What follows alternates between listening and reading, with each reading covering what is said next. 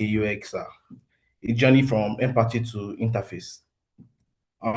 Yeah, these are the topics I'm going to go through today. We'll be talking about the introduction to UI UX design and the role in creating user-centered products. Then we'll be moving to thinking like a UXer and then the role of a UXer and so on. So as we go, I hope. Okay, let's just go. First of all, we'll be talking about what is UX, yeah, and UI. So as we can see over this image here, can see that UX is an interactive design. Why UX is an interactive design that helps communicate with the user for optimum experience, and then UI is for visual design. Yeah, UX deals with wireframing and prototypes. Yeah, and the UI focuses on the color and graphic design layout and the rest. From this diagram here, we'll see the difference between the UI, UX, and what they have in common. We have the product strategy for the UX. UX deals with product strategy, while the UI deals with color theory, and the UX prioritizes on user research and information architecture and testing iteration, because it focuses more on the communication and how to communicate well and how to communicate with the users to in order to give the users optimum pleasure. And we have the for the UI, it deals with color theory, flies for the visual layout, the typography, design patterns, and the interactivity in and animation. Sorry. The relationship they have in common is the empathy. Yeah, they deal with the user, understanding the users, and they also deal with collaboration, design thinking, and prototyping. So we'll be moving to the main agenda. And we'll be going with yeah. So first of all, we ask what is UI, what is UX design? In common sense, UX design is more of is beyond the screen, like what we see beyond the screen. Yeah, it's not just how your design looks; it's how it works. It serves as a bridge between users' needs and the business goals. Yeah. So it prioritizes more of the user's experience over the visual. Yeah. So UX is all about empathy. I don't know if you've come across any website or for me, I have though, where we feel frustrated for going through an app or website looking for something, either too much ads, or it's too clustered. Yeah, like for me, where I read my books from, yeah, books for movies and the rest. There's where I started at first. I started with a website. It was nice, although it was actually nice. They have almost everything, but it's kind of clustered and too much ads. Yeah, where I download my movies from, the ads were too much, and I had to look for a better option. That is for because I was not getting the experience I needed or I wanted, so I had to change. Yeah, so we're moving down to the design thinking and foundation. Design thinking is a non-linear iterative process. That is like a non when they use the word iterative process, that is always growing, like refining something that is always upgrading and updating. So design thinking is a non-linear iteration process used to understand users. It is it is a problem-solving framework that prioritizes users' experience over others. Yeah, so the design thinking process, there are basically five thinking process. And first of all, we have the empathy. The empathy is this with the user's needs, understanding the user's needs and emotion, understanding their pain points. We have the define. Define is like understanding the problem and breaking them down. That is knowing your problem, knowing the problem. Then we have the ideate. The ideate means like it deals with brainstorming for ideas on how to improve. Yeah, and for the prototype, we have test research. Yeah, wireframing and research. And for the test, we have um, things like survey to know the users and understand um, and get feedbacks, understand the point of the users by getting feedbacks from them. So we're moving on to the next. We have the iterative loop. There's something we all need to know that about the iterative loop. It's like at this point now, we each have to put it in mind that our design is never finished.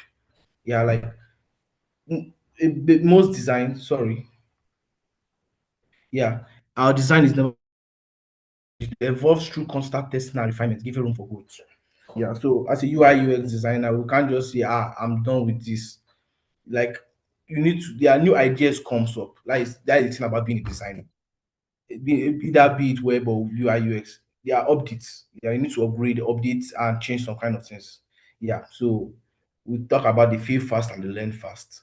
So we have to put in mind that our design will always fail, not always fail. I know use the word fail, but in each step of the way, we need to learn. We need to learn from our mistakes or from the process. Yeah, we learn from the process. So that is the learning fast. Yeah, we have the multidisciplinary bridge, sorry. Like we have in this bridge now, we always advocate time for our users while balancing the technical constraints and business fallibility. Yeah, as we can see in this diagram over here, we have the users' needs, governing tech blocks, users relating, and business application and taking it. As you can see here, the users relating, that is understand, is has to do with the user, is centered around all of them. So in every step of the way in our design, we need to always make room for our users, like prioritize our users in every part of our design.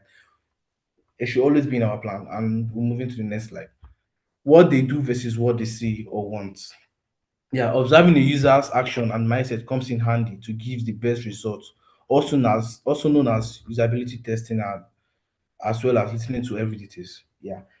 Um, as a designer, we all have a client which who say they need this, who always say they need this, but I will not say, yeah, they need this, but they need what they actually want, what they actually want to see is different, but they can't just explain it. So when that is why we need to go into usability testing and research. That is observing them, knowing how to follow up with them and the rest. Because not they are not always setting. They're always, although they feel like they are setting up what they need, but that is why the user research comes in.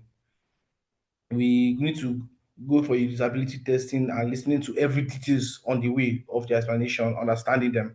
Yeah, so that is it. And we have the numbers and narrative, yeah, of the design. This is the what the quantitative analysis has to do with the what, and the qualitative analysis has to do with the why. It's all about data and the how many. That is, it deals with the numbers through different methods like A/B testing, analyzing surveys, and multiple choice question, average facts.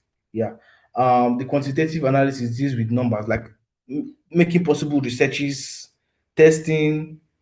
Yeah, this with digital process. Yeah, mostly with digital process. Why the quantitative analysis mean focus on meaning and experience by exploring different ideas, understanding the different contexts to gain deeper insight through face to face or visual means like interview and getting the rest to know why. In this qualitative analysis now, it deals with interview one-on-one observation. Yeah, because when you meet your client one-on-one, you are able to ask based on question beyond what you got, what be like you get to know the your clients well or the user as well. So that is when um a qualitative analysis coming. Why for the quantitative analysis is just like for iterative process. Like you just have to ask test questions or or analysis surveys of multiple questions to know where you're lacking, where your design is lacking and the rest, and to get the user the get to get what your user actually wants, and why the qualitative has to do with one-on-one process. Yeah, interviews and the like of the rest. We have the empathy and journey map. Empathy is about walking in your user's shoes by understanding their pain points and by understanding their pain points. Yeah, this is about walking in their shoes, that is your users, by understanding and mapping the emotional highs and low of user experience, knowing their pain point and their Achilles heel. That is for the empathy. While for the journey map, it's a process. Yeah, the process of actually it is a process in design thinking as well. This in this process now we track, we make routes, or we make possible outcomes for our designs. Yeah, so we track our progresses and the rest. That is for the journey map. We have understanding the problem. We all know that in every design there's a problem. So before solving every problem, so any problem at all, even in any area, you have to first understand the problem. So we have to put in mind that you can't solve a problem you don't understand. So in order to solve a problem, you need to start marking out possible routes and outcome. That is when the user research comes in. Yeah, you make research for your users, what they want, and the rest before you can be able to fix it. Yeah, so this is always when understanding the problem comes in. Yeah, and we have aligning the goals. Yeah, in this process now, translating business needs into user story. As a user, I want to, that is the action, so that it benefits. Yeah, so analyzing the goals, you need to know, um, to be able to work with your user stories and their compliance. Yeah, and the action you need to take in order to benefit them and yourself. Yeah, so and we have the UI core principles. We have the consistency, the core principles of UI designs. We have consistency. The consistency uses consistent like this has to do with using consistent elements to navigate intuitive, um sorry. In this, consistency is actually very important. Like that is why it's very, very important. Instead of just using random elements, and or you need to be consistent with your brand and the rest, so you don't confuse your users. We're moving to the accessibility. Yeah, in this process now, we need to ensure that our product can be used by everyone. Yeah, it can be can be used by everyone. Sorry, it can be used by everyone, even though most users have disabilities. They might be colorblind and the rest. So we need to know how to navigate those parts in order to work on it. That is for the accessibility. We have the visual hierarchy.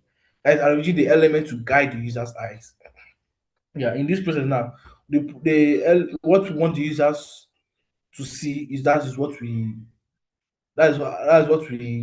prioritize. Yeah.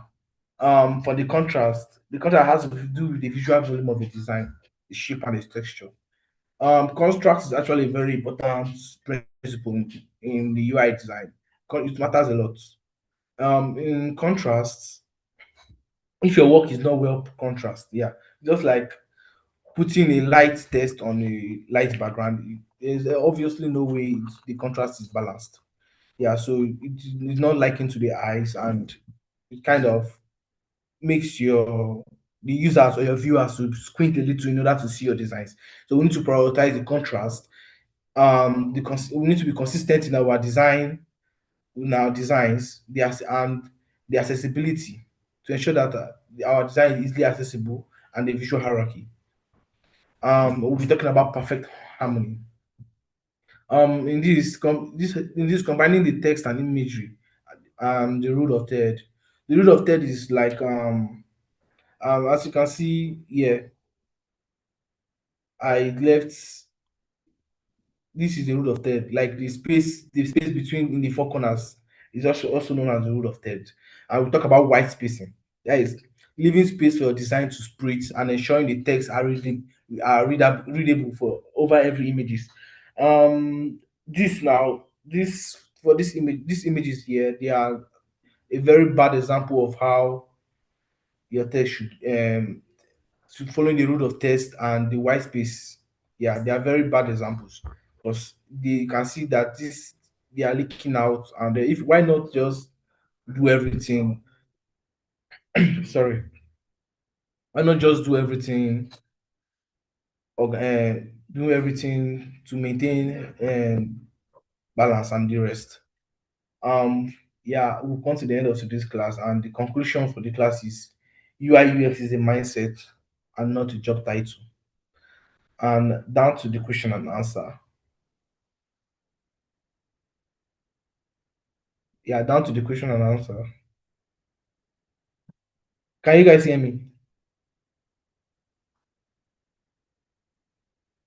Can you guys hear me? Yes, we can. All right. The question is, how should the UX mindset work? How do you think a a designer, or should I use the word designer, a UX mindset should work in order to get the optimal experience for a user? Anybody? Anyone?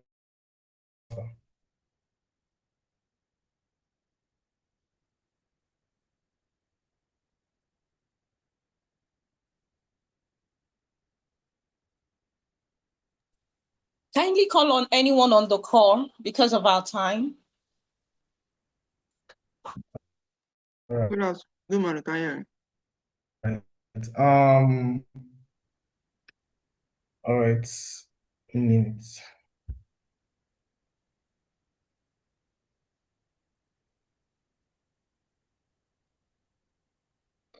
I'll be calling on Solomon Owolabi. Solomon. Good morning. Hello, can you hear me? Yeah, please. Yeah, I can hear you. I feel like a UX message should always focus on user centric, like putting yourself in the user's shoes before you design, prioritizing their needs and solving their actual problem. Okay. Thank you. Any other person?